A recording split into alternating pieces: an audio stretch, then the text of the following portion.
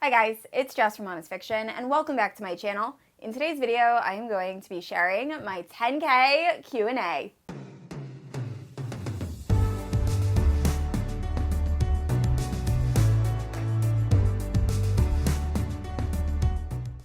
Alright guys, so I want to start off by saying thank you so much to everyone who has watched and supported my channel over the last few years. I'm absolutely horrible at showing any sort of emotion, but I've just felt so loved and supported.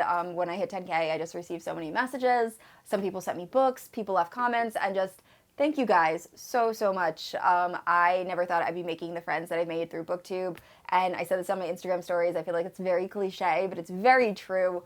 I've just met so many amazing people through this.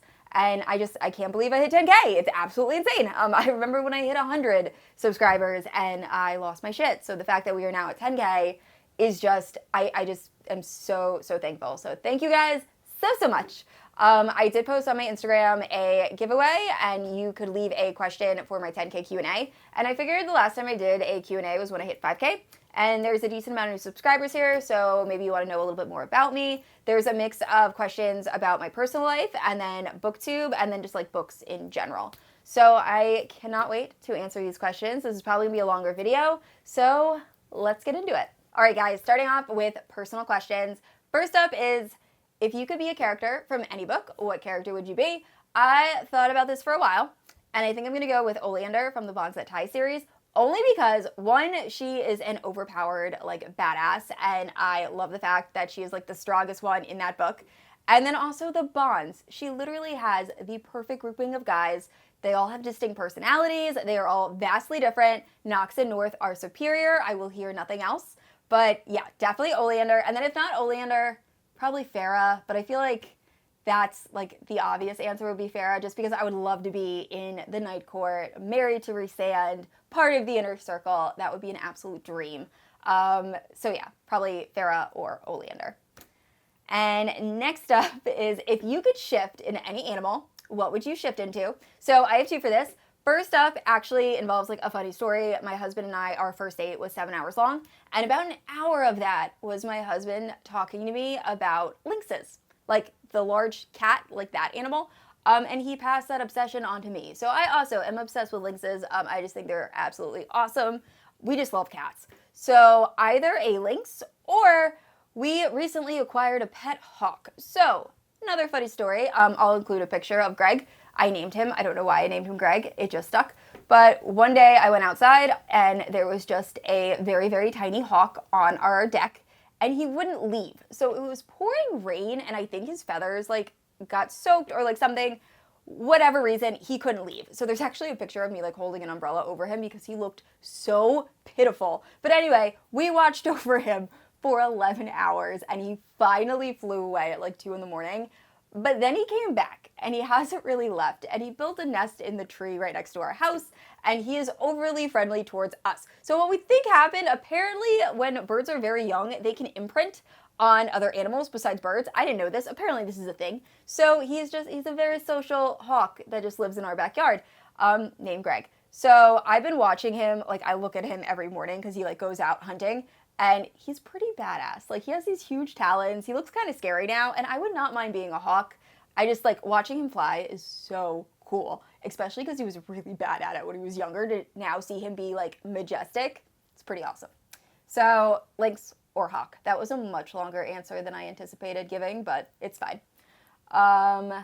Next up is, what are non-bookish things that bring you joy? So immediately I thought of iced coffee, just because I need iced coffee in the morning to function. Honestly, I just need any sort of caffeine in the morning to function. But after that, I would say my family, my husband, loved ones in general obviously bring me a lot of joy. And then music and concerts. So I love going to concerts. I've loved going to concerts since I was really young. I think my first concert was The Fray when I was 14 or 15. And I just had a blast. So where I live is between New York City and Philadelphia. So I'm literally surrounded by concert venues. So we actually have tickets to go see the 1975, which I'm really excited for. And then the Postal Service, Death Cab for Cutie, and Andrew McMahon, who is my absolute favorite artist of all time. If you don't know who he is, look him up. He was the main singer for Something Corporate, Jack's Mannequin, and now Andrew McMahon Into the Wilderness, and I am obsessed with his voice. His voice got me through high school. Also, if you haven't heard the song Constantine, you need to look into that. It's my favorite song by him. And Synesthesia is also a really good one. So yeah, music brings me so much joy. Favorite hobby aside from reading is tough because reading takes up so much of my time.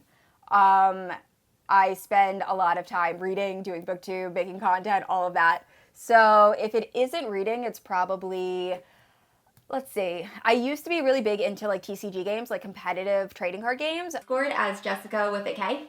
I was recently at PAX East where I made it into the top 8 with my Dolo deck. So a lot of people are playing Dolo right now, and what you normally find is a ton of aggression and a ton of healing. And I'm just going to talk about what I think makes my deck work. I used to compete in Magic the Gathering tournaments. I did fairly well. And then we used to compete in a team called Lightseekers, which was a trading card game that no longer exists, unfortunately.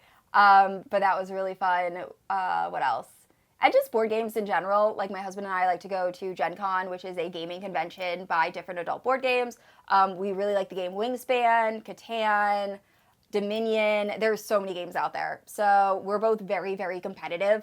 So yeah, it's really fun. We love playing board games.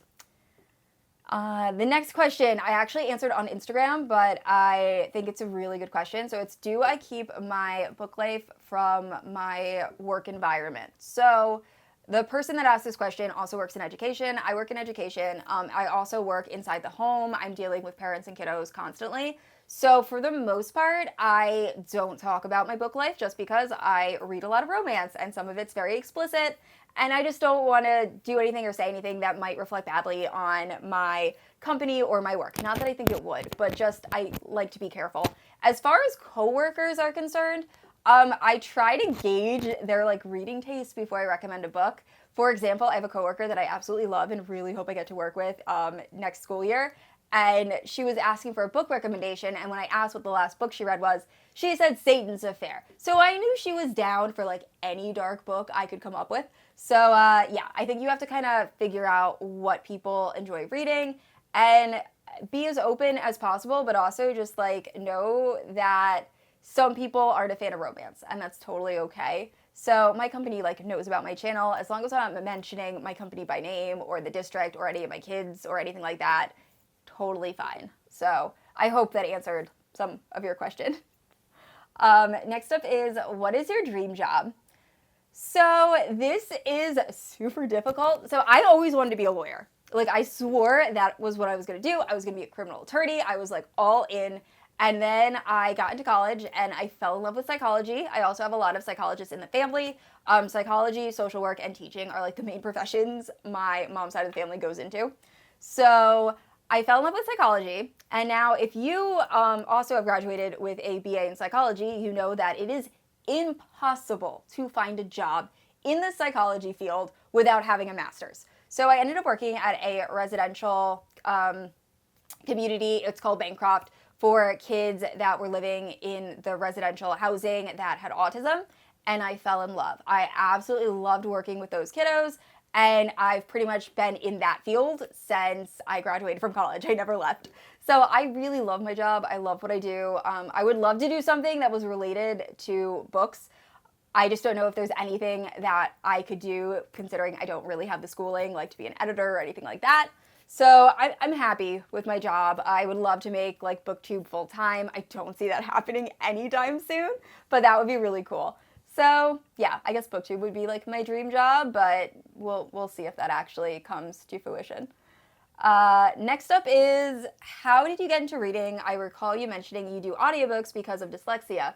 So reading, I despised learning to read. I hated reading when I was in elementary school. Literally would cry if I had to read. Also, when teachers, I hate this, I still hate this to this day when teachers do this, when they make people read out loud, I used to dread being called on. I was so scared. So I had a lot of anxiety in terms of reading. But my dad actually, after my dyslexia diagnosis, he signed me up for a speed reading course, and I'm not sure what made him do that. I don't know if that's like a thing that people told him that like I should do. because I've never heard that being like a thing that goes with dyslexia. I might not know. But anyway, he signed me up for this course and it actually really, really helped. So it kind of showed me how to like pick out certain words and keywords and like verbs and like it's hard to describe. But anyway, I kind of do it automatically now, which was a huge help in high school. But then audiobooks is really where I learned to like love reading. Harry Potter, I was reading the books, but I was reading pretty slow despite the fact that I took a speed reading course. And then I got the audiobooks for, I think it was Harry Potter and the Goblet of Fire. And it was like 9 CDs and I used to listen to them on the bus and I loved audiobooks. Like from then I was obsessed. So I used to buy like the audiobook CDs, obviously, because there wasn't Audible, showing my age a little bit. But I kind of took a break from reading when I was in high school. I remember reading like Twilight and the Hunger Games, but like that was really it. Angsty teenager, didn't have time to read. But then when I got into college, I fell back in love with reading. I read a lot of the books that were like on the top 10 bestseller lists, a lot of mysteries, a lot of historical fiction. And then during the lockdown, I discovered A Court of Thorns and Roses, and I have been reading romance and fantasy romance ever since, and I have been loving it. So I think that is it for the personal questions, maybe. Carrie said, why are you guys so adorable? In reference to my husband and I posted a video of him surprising me with balloons and confetti. Thank you so much. That is very sweet. We are not always adorable. We bicker constantly. We are complete opposites. I am very reserved. I like to be early to absolutely everything. And he is a little social butterfly that is late to every single appointment he ever has. So we bicker and we fight all the time. Not big fights, but like we bicker constantly. So we're not always adorable, but thank you very much, Carrie. That was a very nice comment. And yeah, that is it for the personal questions. And moving in to questions about Booktube. So first up is, what do you love about being a bookish content creator? Talking about books. And I know that's the obvious answer. However, I absolutely love reading a book and rating it 5 stars and loving it. And then I just want to tell everybody about it. So I just love being able to gush about books. So there have been times that I've considered like pausing Booktube and maybe not making content. But then I'll read a book and I'm like, but I need to talk about it. I want to share this book with the world. Not the world watches my videos, but I love talking about books, especially when I'm really enjoying them. I just want other people to pick them up. And yeah, I love Booktube. Next up is, did you ever imagine your journey would go from discussing Blood and Ash to what it is now? No way. No, I did not think I was going to hit 10K. I've been doing this for almost 3 years. I think it's going to be 3 years in October or September, around then.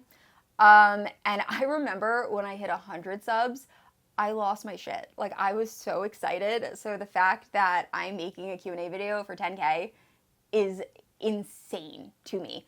I also think it's funny, if I go back and watch those older videos, I felt like I had to be so like eloquent and perfect. And obviously a lot of those videos are scripted, or like I knew what I was going to say prior to recording. And now I just find videos to be a lot easier. They're much more off the cuff. I really don't plan them. I probably should start planning them a little bit more, but I just feel like it's a lot more natural just to talk into a camera and talk about books. So I'm absolutely did not think that I would ever be doing a 10K video. So it's absolutely amazing, and thank you guys so much once again. Next up is, do you ever feel pressure to read books so you have stuff to post about? 100%, but more so last year, I would say. So I was forcing myself to read some of the more popular romances that personally I know I probably would not have, like, I wouldn't enjoy. So I was reading a lot of like small town romances. I don't like small town romances. I've accepted that about myself. Nothing against them. They're just not standout books to me. And I was just reading books because I knew they were very, very popular. I've learned now that I'm better off just kind of reading the books that I want to read. 1, I'm going to have a better reading experience. And 2, I can give you guys recommendations for books that maybe you haven't heard of. And yeah, I don't feel as pressured as I once did to read like the super popular books. Unless they're books that sound interesting and I would be picking up anyway. So next up is such a hard question to answer. How do you juggle Booktube, reading, family life, and social life? It is insanely difficult, and I think that is my biggest thing to people considering becoming a bookish content creator. You need to find a good Booktube life, social life balance. And I am still trying to figure that out. I feel like I'm very fortunate. Most of the summer I have off, so I'm able to get a lot of bulk filming done, a lot of reading done. I do try to set time for a social life. I love hanging out with my friends. So just making sure that you're not putting Booktube over your other commitments. And there was a time where I was doing that, and I actually had friends be like, hey, we haven't seen you. Like, it's great that your channel's doing so well, but like, we miss you. So I think it's really hard finding that balance, and it's something that I am still working on. But yeah, it's just make sure you're taking time and spending it with the people that you love and the people you want to hang out with. And then your actual job, if you're not doing this full time, is also very important. So yeah, it's still a work in progress for me. What has been your most memorable video milestone on Booktube outside of 10K? Like I said, when I hit 100 subs. Also, I had a video when it hit 1,000 subscribers, or not 1,000 subscribers, 1,000 views. I was like crying. I was so excited. It was my fantasy romance tier rank. It was one of the first videos I ever did, and it hit 1,000 like 2 months after I posted it. And I was like, oh my gosh, my video's gone viral, and I was so excited. And you know what? I'm still really happy about it because I didn't think any of my videos were ever going to gain that many views. So that was a very memorable moment. I was so happy. So, favorite video versus best performing video. Favorite video, I love doing like the games with my husband. We did one, it was a blindfold challenge. We did another one where I had to guess the book based on the first line. Those are always really fun. They never do well view-wise. I have no idea why. Because they're really fun. I think they're entertaining. I love watching them, but those videos never do well. Tier rank videos actually do very well, and I have so much fun making them. I love making tier rank videos. I like playing around with editing, things like that. So those type.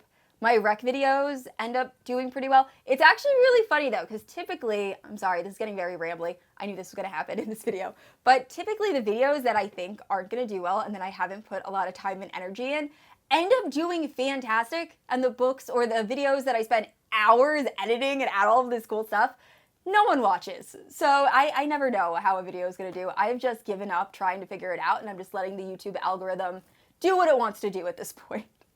So yeah. Let's see. What's a video you've wanted to film but haven't yet? So there's a few I have that I really want to do. There's one with my husband. I want him to try to guess the names of books just based on the cover. I thought that would be fun. I want to do a TBR redo where I look back at like my TBR and read some of the books that I didn't read when I was supposed to.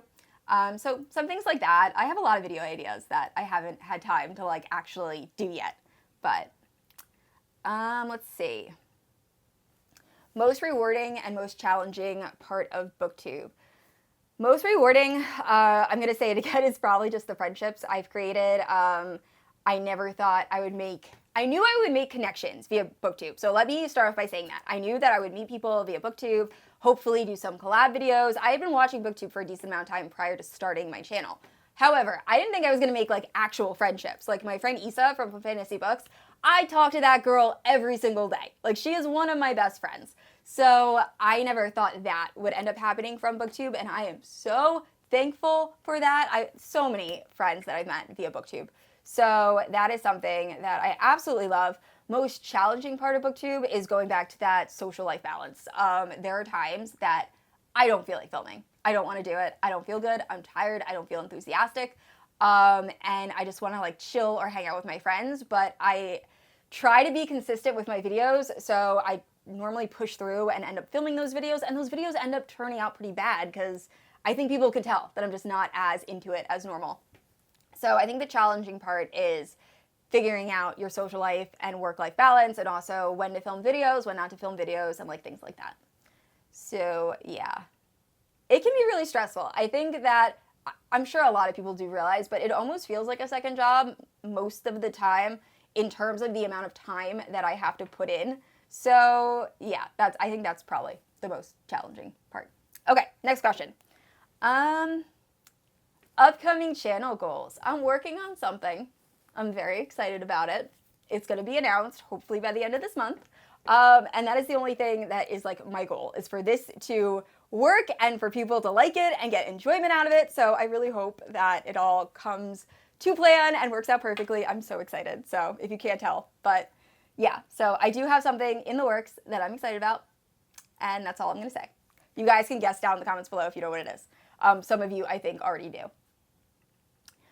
Most embarrassing moment on film. So unless you have been following me since I first started making content, you did not see this.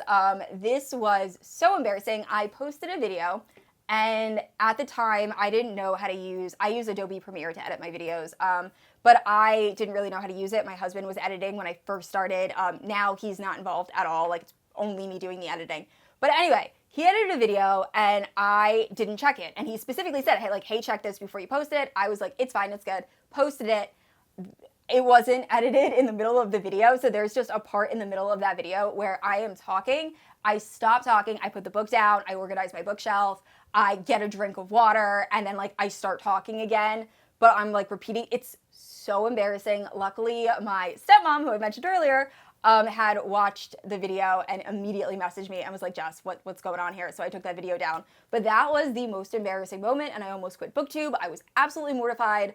Yeah, it was so bad. So bad. But yeah, that was definitely the worst part of Booktube, or the most embarrassing moment on film. And last up is, who do I follow for recs on Booktube and BookTok? I could spend all day talking about all of the people I follow on Booktube. I will say, after becoming a content creator, I feel like I watch less Booktube than when I wasn't making content. However, there are people that I watch all the time. So Elliot Brooks was the first Booktuber I ever started watching. Murphy Napier, Daniel Green, all of them, because I used to really only do fantasy. And then Riley Marie and Jess from Peace Love Books were the first two I started watching when I got into romance. And now it's Issa from Fun Fantasy Books, Sam Reigns a Little, Cheyenne from That Tall Book Girl, McKay, Oh Hey It's McKay, Tori from Novel Life, Hannah from Hannah Blackwell, Maggie I've started watching. I forget her channel name. I'm so sorry, Maggie. But I've been really loving her videos. She reads a lot of historicals. I'm trying to get into historicals. There's so many. Melissa from the Book Bar, Ruffalo Reads.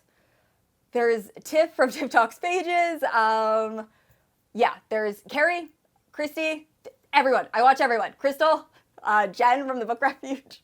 So they're pretty much most of the romance content creators that I've collabed with. I watch all of their channels. I'm also discovering new content creators every single day, which is amazing. Highly recommend doing the Booktube newbie tag.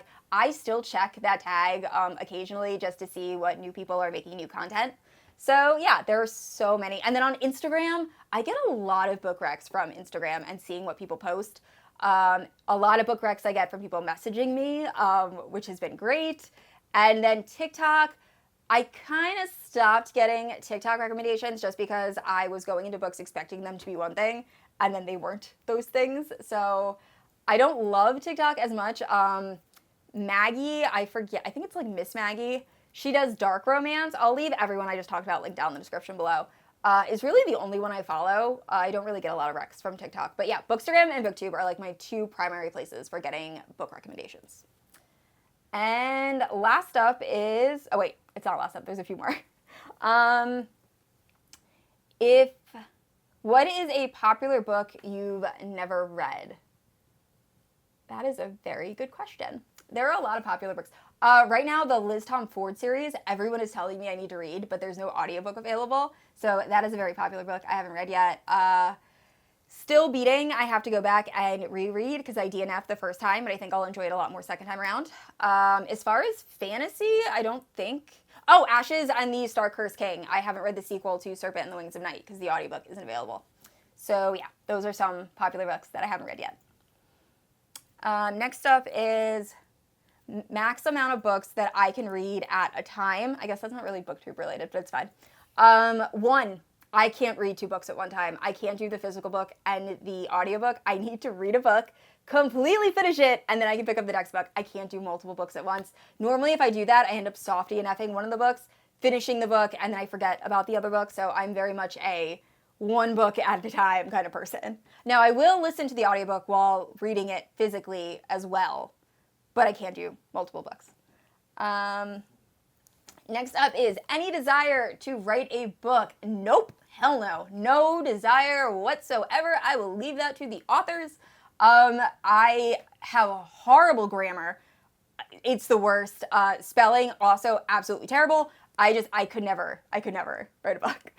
I would love to do like audiobook narration. I think that would be really fun and really cool. And I could like verbally tell you a story, but I'm not writing a book anytime soon. No way. Next up is, what is your favorite genre? And this is actually the last question. What is your favorite genre and what made you want to read Manacled? So my favorite genre, fantasy romance, also dark romance, contemporary romance, emotional romances that make me cry. I still like some thrillers, some historical fiction, but I don't read too much of it anymore. And yeah. And what led me to read Manacled was, I think it was actually McKay from Oh Hey It's McKay was talking about it a long time ago in one of her videos. And I was like, oh, that sounds really good. And then my friend Issa from Fun Fantasy Books wanted to buddy read it. And I was like, this is perfect. She'll keep me accountable. I'll actually read it because it is super long. And I ended up absolutely loving it. So it ended up being a great experience. I'm so happy I read it and discovered fan fiction. So from reading Manacled, I ended up talking to Jen from the Book Refuge. She asked me to co-host for the fanfiction readathon, which thank you so much, Jen, because I had a blast during that. And I discovered other fanfiction. So fanfiction is definitely a genre I need to read more of, and I have been absolutely loving. And the rest of the questions are about books in general. So first up is, what bookish heroine would you love to have a girls' night out with? And I immediately thought of more from A Court of Thorns and Roses, just because I know we would have a great time going to a bar, going dancing. I just think it'd be a lot of fun. Also, the main character in The Umbra King, she is just such a badass, and I feel like I would love to hang out with her and like see what she's like at a party. Yeah, so those two. Next up is, do you read more KU books or non-KU books? I am not sure. So I read, almost all of the books I read are indie, or they start out as indie. So I feel like most of those books are on KU. So I probably read more KU books than I do non-KU books. But I'm not exactly positive. But I do read a lot of indie romances and indie fantasy romance that are like self-published, which are typically on KU. So I probably read more KU books, I would think. What book got you into reading? Were you always a reader? So I kind of already answered this. A Tree Grows in Brooklyn by Betty Smith is really what like re-sparked my love of reading. I love that book. I still reread that book every December. It's just about being if you're unfamiliar with the plot of A Tree Grows in Brooklyn, I know it's not going to be for everyone, but it's following this little girl, Francie Nolan, and she's growing up in Brooklyn in poverty, and it's showing all of the strong women around her that support her, that she watches as she grows up. And my first tattoo was actually a quote from A Tree Grows in Brooklyn on my shoulder. So that book just holds a very special place in my heart. But what actually got me back into reading was A Court of Thorns and Roses, as far as like romance. Like I didn't know romance was a thing. I was reading a lot of historical fiction and like just was not picking up romance books. So when I read ACOTAR, I was like, ooh, this is spicy. And then I like read more and I was like, ooh, that wasn't spicy. This is spicy. And then I discovered dark romance, and now I'm making Why Choose romance recommendation videos. So it's been a process. But yeah, so those are some of my absolute favorite books. Next up is, if you could recommend one book or series, what would it be? I hate to say A Court of Thorns and Roses, but that is typically like my go-to. It really depends what genre you're looking for. If you're looking for just overall book, I'm going to say A Tree Grows in Brooklyn. If you're looking for horror or thriller, I'm going to say Into the Drowning Deep by Shauna McGuire. I think that is like one of my, or Mira Grant, same person. It's one of them. But I love that book. That's one of my favorite horror thrillers. And then obviously A Court of Thorns and Roses as far as like fantasy romance. So yeah, I feel like those are obvious answers, but they're my favorites. If you could rewrite a book you didn't like, what would it be? A Kingdom of Stars and Shadows. Easily. I love the premise of that book. I love the overall story. I don't understand why the pacing is the way it is, and I feel like the last third of that book becomes just a lot of spice without advancing the plot in any way. So I would love to rewrite A Kingdom of Stars and Shadows and just like change the pacing and maybe make it like one big book, because I feel like those books are so short. So yeah, that is one I would love to change. And I think that's it. So those are all the questions. So thank you guys so much once again for watching and supporting my channel. Please let me know down in the comments below if you have any other questions for me, or if I didn't answer your question, I will make sure to do that in the comments. And just thank you guys so, so much. So I said this already, I post new videos every Wednesday and Sunday, and if you haven't yet, please like and subscribe. I will see you all next week. Bye!